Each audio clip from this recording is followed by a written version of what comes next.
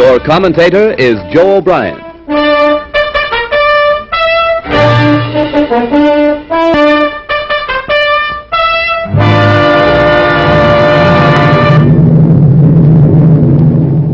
Here is the motion picture record released by the United States Navy of the havoc wrought by the Japs' sneak sky and sea raid on Pearl Harbor, America's mid-Pacific naval bastion.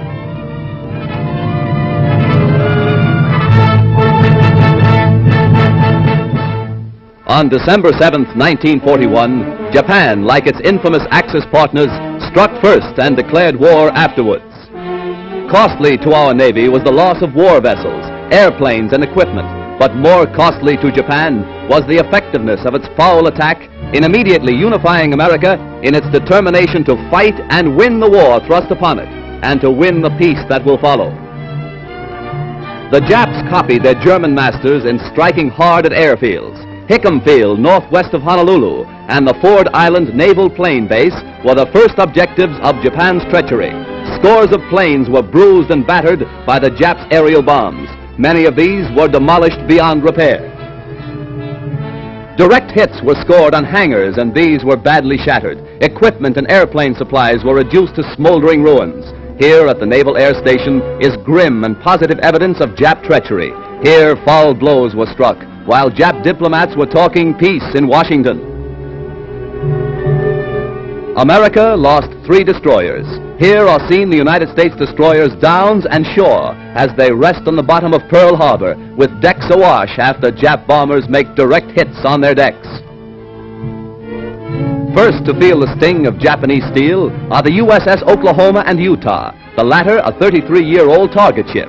Accurate hits by the enemy bombers make short work of these 2 naval bulwarks. Now, with their keels practically out of water, they lie helpless wrecks and a sad reminder of cowardly strategy.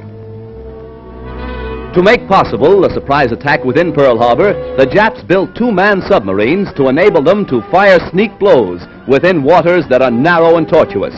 Several of these surprise weapons were blown from the water by direct hits of our naval gunners. Others were beached and captured.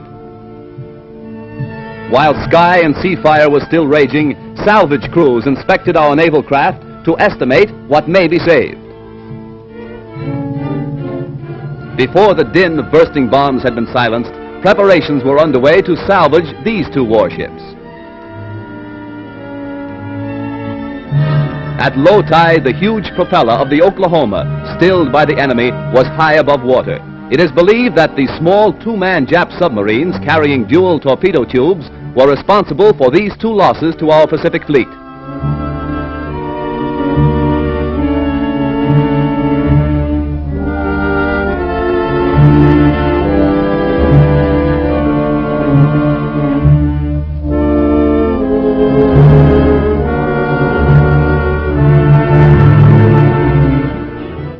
Here is the actual bombing of the mighty USS Arizona by Jap planes.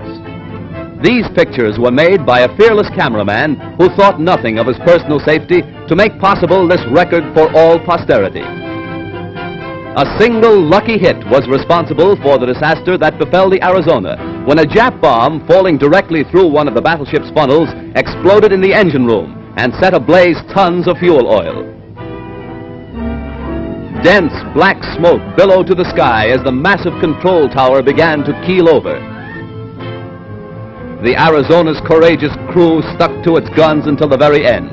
Here was displayed heroism that will live forever in the glorious annals and traditions of the American Navy.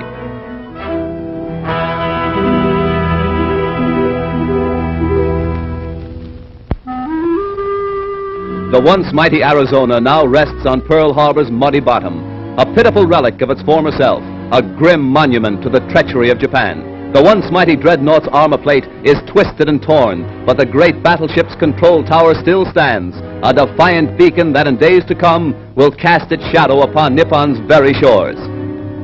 At Pearl Harbor, at Hickam Field, in the bomb-pocked streets of Honolulu, ever is written history. History with a tragic, treacherous pen. History that 130 million Americans will never forget. And in days to come, the Japs, too, will remember Pearl Harbor. Here is a tragic, unforgettable page in the annals of America. Here the cunning deceit of the Japs will never be forgotten. Here, they hoped to score a knockout before the war began. The Arizona's gun crews, battered and broken, fired to the last, their guns pointed skyward from whence the enemy appeared. The Jap sneak blow cost hundreds of military and civilian lives. The treacherous attack cost our Pacific Fleet 2 battleships outright, another capsized, the loss of 3 destroyers and a mine layer.